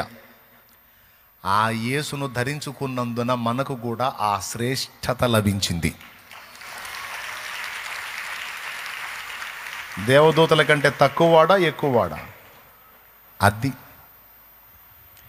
ఈ ఆధిక్యత ఎలా లభించింది? క్రీస్తు యేసునందు లభించింది. పేరివ్వటమే కాదు, టైటిల్ పెట్టడమే కాదు, దాన్ని నెరవేర్చడానికి కూడా ఆయన సమర్థుడు. ఆమేన్. మరి మన మీద అంత ప్లాన్ ఉంది ఆయనకి, అంత ప్రణాళిక ఉంది, మనల్ని అంత ఉన్నతమైన స్థితిలో ఉంచాలని ఆశిస్తున్నాడు. అందుకే ఒరే బాబా, మీరు పిచ్చుకల కంటే పక్షుల కంటే జంతువుల కంటే కూడా నాకు శ్రేష్ఠులురా, నా ప్రాణం పెట్టి కొన్నాను, విలువ పెట్టి కొన్నాను, మీ మీద బోల్డ్ అంత ప్లాన్ ఉందిరా బాబు, మీరు నాతో పాటు కూర్చోవాలిరా, మీరు నా సింహాసనంలో నాతో పాటు కూర్చోవాలి, మీకు ఒక ధన్యకరమైన భవిష్యత్తు ఉంది అని మొత్తుకుంటున్నాడు ఆయన. ఇవన్నీ సరేనండి, ఇవన్నీ నువ్వు ఎప్పుడు మేము అక్కడికి వచ్చినాక నువ్వు ఏదో చేస్తావు, అది వేరు. ఇప్పుడు సంగతి ఏంది? ఇప్పుడు ఏం చేస్తున్నావు నువ్వు? ఏది నీ కాపుదల? ఏది నీ భద్రత? ఏది భక్తులకు నువ్వు ఇచ్చే ప్రొటెక్షన్? ఏది అనే ప్రశ్నకు సమాధానం దేవుడు తన గ్రంథమందు అనేక చోట్ల రాయించాడు. అదేమిటంటే, మీరు దైవములు అన్నది నిజం, సర్వోన్నతుని పిల్లలు అన్నది నిజం, కానీ మీరు ధరించిన దేహము ఆదాము సంబంధిత దేహము. అర్థమైందా? ఏ దేహము? ఆదాము సంబంధిత దేహము. ఆదాము సంబంధులందరికీ ఎట్టి మరణము, మీకును అట్టి మరణమే. ఇకపోతే భక్తుల మరణమైన దృష్టికి విలువ గలది అన్నాను. భక్తులను దేవుడు భూమి మీద ఏర్పరచుకున్నప్పుడే వారి దినముల లెక్క ఆయన రాశాడు. అది దావీదు చెప్పాడు 139వ కీర్తనలో, నియమింపబడిన దినములలో ఒకటైనా కాకమునుపే నా దినములన్నీయు నీ గ్రంథములో లిఖితములాయను అన్నాడు. షాలేము రాజు అనేవాడు భూమి మీద ఎన్ని రోజులు ఉండాలో, ఇందాక నేను చెప్పిన భక్తులు భూమి మీద ఎన్ని రోజులు ఉండాలో, ఇక్కడ కూర్చున్న మీరు, యెహోవా భక్తులైన మీరు, యేసుక్రీస్తు ప్రియ శిష్యులు భక్తులైన మీరు, నేను, మనం భూమి మీద ఎన్ని దినములు గడపాలో, అందులో సేవ చేసే రోజులెన్నో మొత్తం ఆయన రాసి కూర్చున్నాడు. దేవునికి స్తోత్రం. మీరు ఒక మాట చెప్పండి, ఈరోజు కన్ను మూసినటువంటి భక్తుల గురించి మనం మాట్లాడుకుందాం. న్యాయంగా ఒక ప్రశ్న. వారి వయసు ఒకవేళ 45 నుంచి 50 లోపు ఉంటే, జీవితకాలంలో సగభాగం కంటే ఎక్కువ, పుట్టిని మొదలుకొని ఇప్పటిదాకా దేవుడు కాపాడకుండానే వారు మనం బ్రతికున్నామా? పెద్దగా చెప్పాలి. దేవుడు వాడుకోకుండానే వాడబడ్డామా? సేవకులు, మేమైనా మీరైనా ఎన్ని ప్రయాణాలు చేసి ఉంటారు భక్తులు. ఇప్పుడు నేను ఎన్ని ప్రయాణాలు చేస్తున్నాను, అవునా? మరి దూతల కాపుదల లేకుండానే ఇన్ని ప్రయాణాలు నడిచినాయా? యెహోవా దూత కాపాడకుండానే ఇన్ని ప్రయాణాలు జరిగినాయా? ఈరోజు మీరు ఎంత దూరాలు ప్రయాణాలు చేస్తున్నారు, కానీ క్షేమంగా ఇల్లు చేరుతున్నారు. మీ వారు ఇల్లు చేరుతున్నారు. నేను తిరిగి తిరిగి ఇల్లు చేరుతున్నాను. ఎందుకు? దేవుడు నియమించిన దినములు ఇంకా సంపూర్తి కాలేదు గనక దేవుడిచ్చిన ప్రొటెక్షన్ మనకు ఉంటుంది. మరి నియమించబడిన దినములు కానప్పుడు మనకు భయం లేదు కదా అన్నయ్య, మనకు చావు రాదు కదా. నియమింపబడిన దినములు కాకముందు మనకు చావు రాదు కదా, అప్పుడు మనకి ఇక భద్రత కూడా అక్కర్లేదు కదా అని మళ్ళీ మీకు ప్రశ్న వచ్చిద్దేమో. ఏమైనా అర్థమైందా? ఇప్పుడు మనకు ఒక డే డిసైడ్ అయినప్పుడు ఆ డే వరకు మనకి ఇక మరణ భయం లేదు కదా, అప్పుడు మనకి ప్రొటెక్షన్తో పనే ఉంది. యెహోవా దూత మన చుట్టూ కాపలా గాయాల్సిన అవసరం ఏముంది? ఆ రోజు వచ్చిందాక మనం జావంగా. స్తోత్రం. దేవదూతలు మన పాదములకు రాయి అయినా తగలకుండా ఎత్తిపట్టుకునే అవసరం ఏముంది? ఆ రోజు వచ్చిందాక మనం జావంగా. కాబట్టి మనకు ఆ కాపుదలతో అవసరం ఏముంది? నేను నిన్ను భద్రముగా కాపాడేదనని ప్రామిస్తో అవసరం ఏముంది అని అడగండి. అడిగారా? మీరు అడగకపోయినా అడిగినట్టు తీసుకుంటా. ఇప్పుడు సమాధానం చెబుతా. దానికి సమాధానం ఏంటంటే, మనకు నియమించబడిన దినముల వరకు పర్ఫెక్ట్గా మనం బతుకుతామన్న గ్యారెంటీ లేదు. అది పాయింట్. అర్థమైందా? మనకు నియమించబడిన దినముల కంటే ముందుగా చనిపోయే ఛాన్స్ కూడా ఉంది. ఇది బైబిల్ చెప్తున్న సత్యం. దేవుడు నన్ను భూమి మీద పుట్టించినప్పుడు మనకు నిర్ణయించినటువంటి దినములు ఉన్నాయి. ఇంత ఆయుష్కాలము, ఇన్ని దినాలు నీకు ఈ భూమి మీద మనుగడ, ఇదిగో ఇది నీ లైఫ్ ఎండింగ్ పాయింట్ అని డిసైడ్ చేసి పెడతాడు. అది మన ఎండింగ్ కాలం, ముగింపు కాలం. ఓకే. అయితే ఆ కాలం రాక మునిపే మనం దెబ్బతినే ఛాన్స్ ఉంది. దానికి కొన్ని కారణాలు ఉన్నాయి. వాటిల్లో ఒకటి, అధికముగా దుర్మార్గపు పనులు చేయకుము. దేవుడు నియమించినటువంటి ఆయుష్కాలానికంటే ముందే ఒకవేళ చనిపోయే పరిస్థితి వస్తే అది ఎవరికి వచ్చింది అంటే ఇక్కడ చెప్తున్నాడు, దుర్మార్గపు పనులు చేసినటువంటి వారికి. అధికముగా దుర్మార్గపు పనులు చేయకుము, అది మొదటిది. రెండవది, బుద్ధిహీనముగా తిరగవద్దు అన్నాడు. బుద్ధిహీనముగా తిరగవద్దు అంటే మెళకువ కోల్పోయి మసలుకోవద్దు. నువ్వు ఉండాల్సినటువంటి మెళకువలో నువ్వు, నేను ఉండాల్సిన మెళకువలో నేను ఉండాలి. అలా మెళకువ కోల్పోయి మనం నడిస్తే అది బుద్ధిహీనత లెక్కలోకి వచ్చింది. దేవునికి స్తోత్రం. ఇప్పుడు బైక్ మీద నువ్వు వెళ్తున్నావు తమ్ముడు, సమయం ఆసన్నమైంది. ప్రవీణ్ అన్న హెల్మెట్ పెట్టుకున్నా కూడా ఆయన ప్రభునందు నిద్రించాడు. ఇప్పుడు కొంతమంది బైక్ మీద పోతా ఎంత ఒళ్ళు బరువు అంటే హెల్మెట్ కూడా ఉంటుంది ఇంట్లో. కనీసం నువ్వు తేవాల్సిన అవసరం, పిల్లలకో భార్యకో చెప్పచ్చు, మాయ్ ఆ హెల్మెట్ తీసిరా కొద్దిగా అంటే తెచ్చి ఇస్తారు. సరే నువ్వు ఎక్కువ తగలబడి హీరోలాగా ఎక్కువ బైక్ మీద, ఆమెను అడుగు హెల్మెట్ తెచ్చి ఇచ్చిద్ది. లేకపోతే పిల్లలకు చెప్పు తెచ్చిస్తారు. లేకపోతే కొద్దిగా 4 అడుగులు వేసి తీసుకొని తలకి తగిలించుకోడు. 1,00,000 రూపాయలు పెట్టి బైక్ కొంటాడు కానీ 2,000 పెట్టి హెల్మెట్ కొనడు. ఇది ఎంత దరిద్రం అంటావు? అంటే ఏంది? ఏమైద్దిలే. దట్ ఈజ్ బుద్ధిహీనత. దేవునికి స్తోత్రం. హల్లెలూయా. అర్థమైందా? దుర్మార్గపు పనులు చేసిన వ్యక్తికి కాలమునకు ముందే మరణం వస్తుంది. బుద్ధిహీనతగా నడిచిన వ్యక్తికి కూడా కాలానికి ముందే మరణం వచ్చిందని నేను చెప్పాల, బైబిల్ చెప్పింది. ప్రసంగి గ్రంథము 7:17 ఒకసారి చదువు. అధికముగా దుర్మార్గపు పనులు చేయకుము, బుద్ధిహీనముగా తిరగవద్దు, నీ కాలమునకు ముందుగా నీ వేళ చనిపోవుదువు. దీన్ని బట్టి ఆలోచించండి. కాలమునకు ముందుగా కూడా చావు వచ్చిద్దనే చెప్తుంది బైబిల్. ఓకేనా? ఏందండి అటు చూస్తున్నారు? కనబడుతుందా లేదా ఆడ? మనం భూమి మీద ఉన్నప్పటి నుంచి గుర్తుపెట్టుకోండి, దేవుడు మనల్ని ప్రేమిస్తున్నాడు. దేవునికి మనం ఎంతో శ్రేష్ఠులం కదా. దేవునికి మనం ఎంత ఇష్టలమో దేవ విరోధి అయినటువంటి సైతానుకు మనం అంత శత్రువులం. వాడు యుక్తులు వన్నుతా ఉంటాడు, మన తప్పులే చూపించి స్వయంకృత అపరాధం లెక్కలోకేసి మనల్ని గాజేయటానికి. శారీరకంగాను ఆత్మీయంగాను కూడా మనల్ని నాశనం చేయడానికి సాతాను పొంచులేస్తాడని బైబిల్ చెప్పింది. పేతురు రాసిన మొదటి పత్రిక 5వ అధ్యాయం 8వ వచనం, మీ విరోధి అయిన అపవాది గర్జించు సింహం వలె ఎవరిని మృంగుదునా అని వెదకుచూ తిరుగుచున్నాడు. నిబ్బరమైన బుద్ధి గలవారై మెలకువగా ఉండండి, బుద్ధిహీనంగా ఉండొద్దని చెప్పాడు. ఏమైనా అర్థమైందని నేను చెప్పేది? బుద్ధిహీనత అంటే ఏంది? తీసుకోవలసినటువంటి జాగ్రత్తలు తీసుకోకపోవటం బుద్ధిహీనత లెక్కలోకే వచ్చింది. హెల్మెట్ పెట్టుకో, అయినా జరిగితే దేవునికి స్తోత్రం, ఇక దైవికం నిర్ణయకాలం అయిపోయింది అనుకోవచ్చు. హెల్మెట్ పెట్టుకోకుండా నువ్వు రోడ్డు మీదకి పోయి దెబ్బతిన్నావు అనుకో, అది ఏ కోటాలో వచ్చిందో తెలుసా? బుద్ధిహీనత కోటాలోకి వచ్చింది. నువ్వు పోయినా కూడా తిడతాడు అక్కడ. ఎందుకురా వచ్చావు అంటాడు. ఏముంది ప్రభు, చచ్చిపోయాను వచ్చానంట.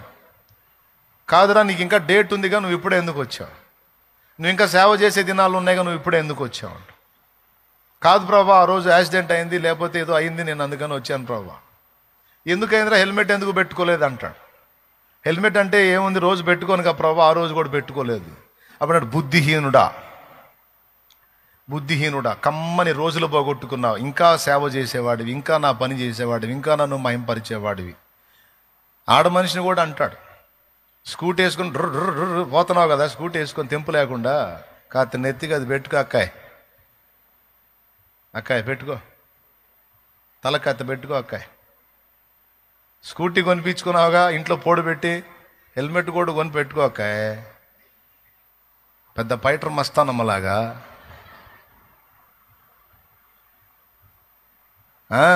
పైటర్ మస్తానమ్మలు ఉంటారు, రోడ్డు మీద కనపడుతుంటారు నాకు. ఇంకొకటి ఏంటంటే మనోళ్ళు కూడా కనపడుతున్నారు, వందనాలు అన్నయ్య అనుకుంటా. దొరికితే చెబుతానమ్మా, హెల్మెట్ ఏదమ్మా, పెట్టుకోలేదన్నయ్య, పోతావమ్మా, పెట్టుకోమ్మా, పెట్టాలా. అయినా జరిగితే దేవునికి స్తోత్రం, అది దైవికం. కానీ మనం తీసుకోవలసిన జాగ్రత్తలు తీసుకోకపోవట బుద్ధిహీనత లెక్కలోకి వచ్చింది. ఆ కోటా చూపించి వాడేస్తాడు మనల్ని. మిస్టర్ లూసీ గాడు ఉన్నాడుగా, వాడేస్తాడు, స్కెచ్ గీస్తాడు. బా వింటున్నావా? మన వాళ్ళ కామెడీ చెప్పనా?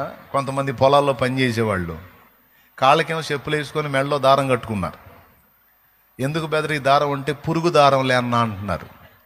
పురుగు దారం అంట, ఈ దారం ఉంటే పాము కరవదంట. దాని మీద కాలి, ఈ దారం కట్టుకొని దాని మీద కాలి.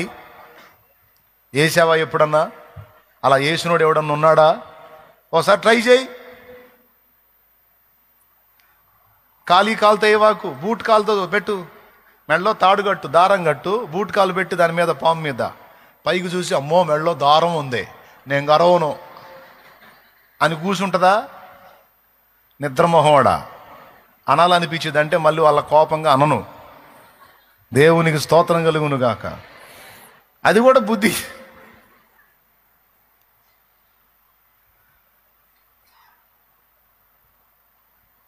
చిన్న మాట చెబుతా, మంది సోది వ్యవహారం కాకపోతే కంకర కలిపేటప్పుడు రబ్బర్ బూట్లు ఉంటాయి చూడు, మోకాలు దాకుంటాయి. మోకాలు దాకుంటాయా? ఫారిన్ వాళ్ళని చూడు, వాళ్ళు కూడా వ్యవసాయం చేస్తున్నారు. ఎండ దెబ్బ తగలకుండా కౌబాయ్ టోపీ పెట్టుకుంటారు. వాళ్ళు మందంగా టోపీ కుట్టుకొని కౌబాయ్ టోపీ పెట్టుకుంటారు, ఎండ దెబ్బ తగలకుండా. వాళ్ళు పురుగు మందు కొడుతున్నారు పొలాలకి. ఆ మందు వాళ్ళకి ముక్కుల్లోకి వెళ్ళి ఊపిరితిత్తులు డ్యామేజ్ కాకుండా మాస్క్ పెట్టుకుంటాడు మందు కొట్టినంతసేపు. వాళ్ళు పొలాల్లో తిరుగుతారు. మోకాళ్ళ దాకా రబ్బర్ బూట్ వేసుకుంటాడు, మందంగా ఉంటుంది ఆ బూటు. పాము కరిసినా కూర దిగబడదు. నీ ఉపాధి అదే అయినప్పుడు, నీ పని అదే అయినప్పుడు, నువ్వు లెగిస్తే అదే పనిలో ఉండాల్సినప్పుడు నువ్వు ధరించాలి. అందులో ఫ్యాషనే ఉంది, సోకే ఉంది. ప్రాణాలు కాపాడు పిచ్చోడా, ప్రాణాలు కాపాడు. ఇప్పుడు మిరపజలో తిరుగుతున్నావు, మోకాళ్ళ దాకా బూట్ వేసుకో, రబ్బర్ బూట్ లచ్చలు అవుతాయింది. లచ్చలు అవుతాయా రబ్బర్ బూట్లు? మోకాళ్ళ దాకా వస్తాయి. తిరుగు, నువ్వు బురదలో తిరిగిన ఇబ్బంది ఉండదు. ఏ పాము ఉన్నా సరే దాని మీద అడిగి, అది ఎంత పెద్ద పాము అయినా కొడితే మోకాళ్ళ లోపు కిందిగా కొట్టిద్ది. అవునా? నువ్వు కాలేసినా సరే కొట్టిద్దామంటున్నా, అది రబ్బర్ మీద పడిద్ది, నీకు ఎక్కదు, నీ టచ్ కూడా కాదు అది. చూడండి వాళ్ళు ఎట్ట చేస్తారు. అది మోకాళ్ళ దాకా బూట్లు వేసుకున్నారు, నెత్తి మీద టోపీ, ఇద్దరోడు వంగినోడిని చూడండి, కౌబాయ్ టోపీ పెట్టుకున్నాడు, భుజాల దాకా ఎండ తగలదు. ఇన్ని పెట్టుకొని యాడ చేస్తావులే అంటే, మరి అన్ని తీసిపోతున్నావుగా, పురుగు మందు కొట్టి అడ్డం పడుతుంటివి. సంపాదించేదేమో 20,000, సంవత్సరానికి 50,000 40,000 వచ్చిందే కష్టమైతేనేమో పురుగు మందు కొట్టి నువ్వు ఆసుపత్రిలో పండుకుంటే 2 లక్షలు పెట్టాలి తాకట్టు పెట్టి ఆ పొలాన్నే, సరిపోలా? అదే పురుగు ముడితే 3 లక్షలు పెట్టాలా, మళ్ళీ ఆ విషం అంతా విరిగిపోయి నువ్వు బతికిందా బతుకుతావు లేదో తెలియదు. ఏమయ్యా నేను చెప్పేది పిచ్చి మాటలా? నన్ను పిచ్చోడు అనుకుంటే వాడే పిచ్చోడు అవుతాడు. ఇట్లాంటి పనులు చేయకుండా దారాలు కడితే పావులు అవుతాంటే, కుక్క గరిచింది, ఇంజక్షన్లు చేయించుకోవట్లా, దారం అని కట్టుకుంటున్నారు. కుక్క విషానికి తెలుసా ఆ ర్యాబీస్ సోకేటువంటి ఆ జబ్బుకు తెలుసా తాడు కట్టుకున్నాడని?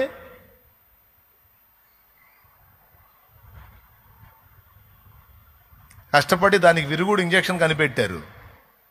అంతకుముందు 14 బొడ్డు చుట్టూ 14 ఇంజక్షన్లు చేసేవాళ్ళు, ఇప్పుడు మొత్తం 3 ఇంజక్షన్లకు తీసుకొచ్చారు. అది కూడా బొడ్డుకి కాదు, చేతికే చేస్తారు. చేయించుకో. ఆ చిన్నప్పుడు నాకు కూడా గరిచింది కుక్క, చేయించుకో, నా ఏం చేస్తాం ఏంది, కుక్కలాగా అరవలేముగా.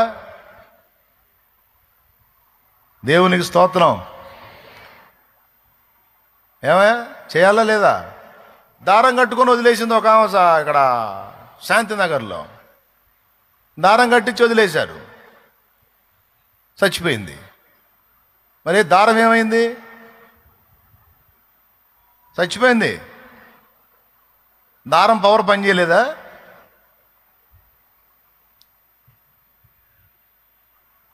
ఆ బాడీ అంతా విషమెక్కి డెడ్ అయిపోయిందండి. పిచ్చి పనులు, అది బుద్ధిహీనత. నువ్వు పొలంలో జీవనోపాధి చేసుకునే వాడివైతే దానికి కావాల్సిన సెక్యూరిటీ చేసుకో. నువ్వు నీ భార్య పిల్లలకు నువ్వు కావాలి కదా, భద్రత ఉండాలి కదా. జారి అవతలకి పోతే ఏంది పరిస్థితి? చూడు ఎటు పెట్టుకున్నాడు వాడు, వ్యవసాయం చేస్తున్నాడు, చూడు గెటప్ చూడు ఎట్ట సెట్ చేసుకున్నాడు, చేతులు గ్లౌజులు, మాస్కు,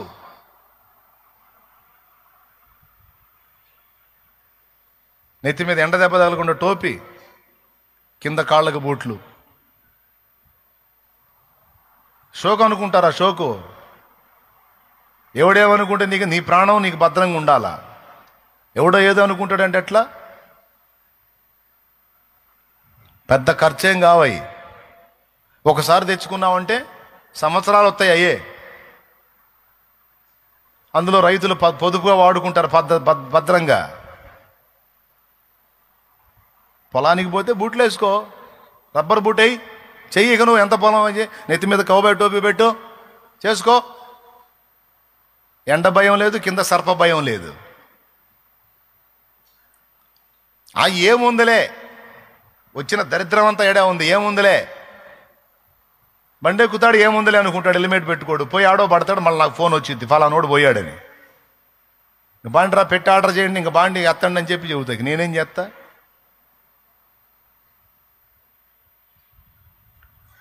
ఎక్కడ దొరుకుతామా మనం బుద్ధిహీనంగా దెబ్బ కొడదామని లూసిఫర్ గాడు కాసుకొని ఉన్నాడని బైబిల్ చెప్పా.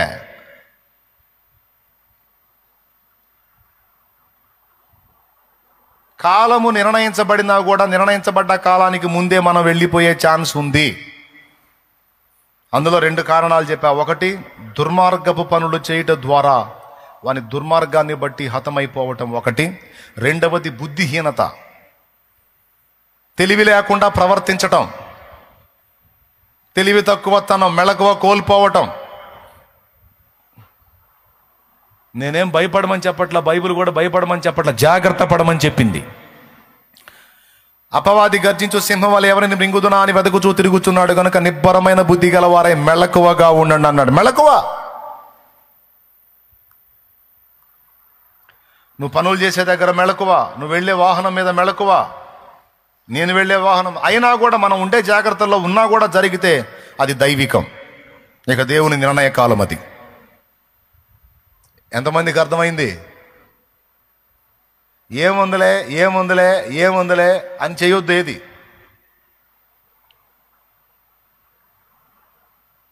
మనం ఉండాల్సినటువంటి మెళకువలు, మనం ఉండాల్సిన జాగ్రత్తలు మనం ఉండాలి.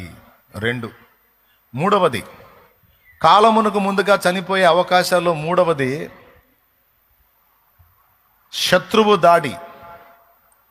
యేసు ప్రభుని సిలువలో ప్రాణం పెట్టకుండా ముందే చంపాలని సాతాను చాలాసార్లు చాలా రకాలుగా ట్రై చేశాడు.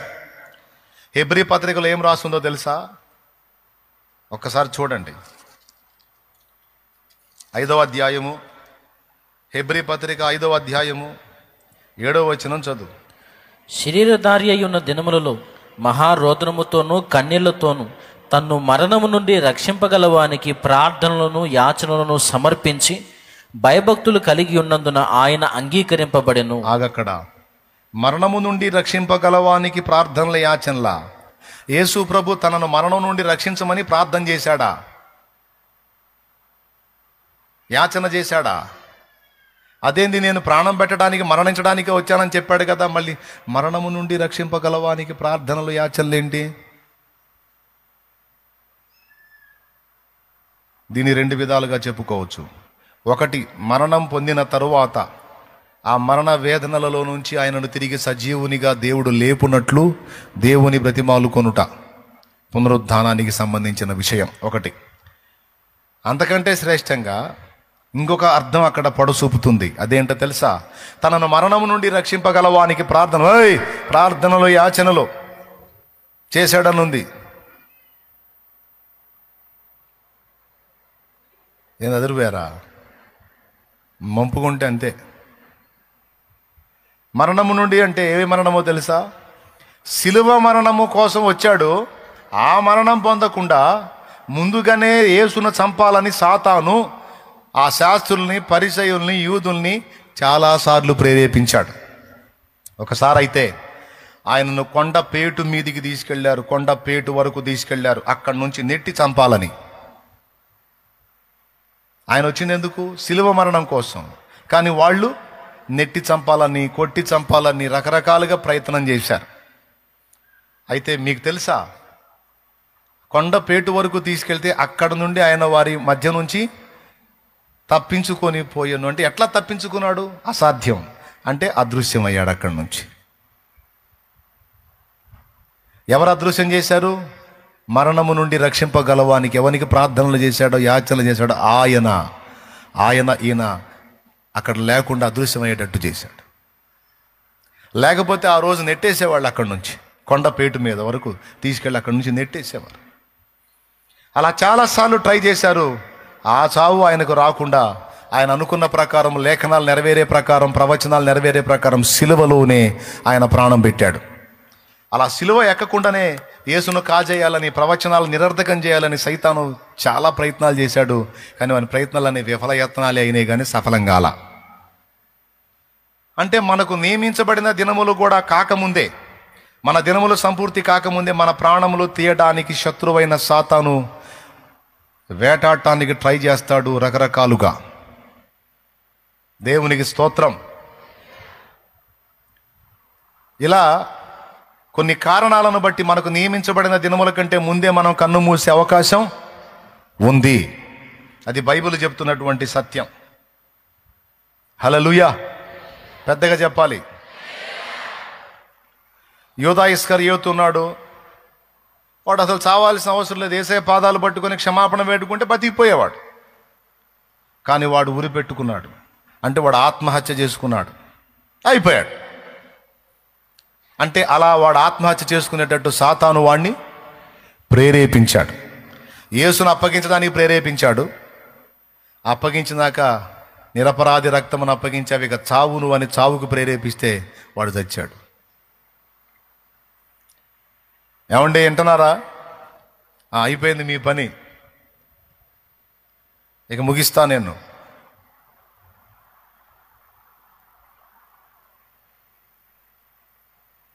ముగించేదా? ఈసారి చెప్పేదా? ఎంతమంది ఇంట్రెస్ట్గా ఉన్నారు?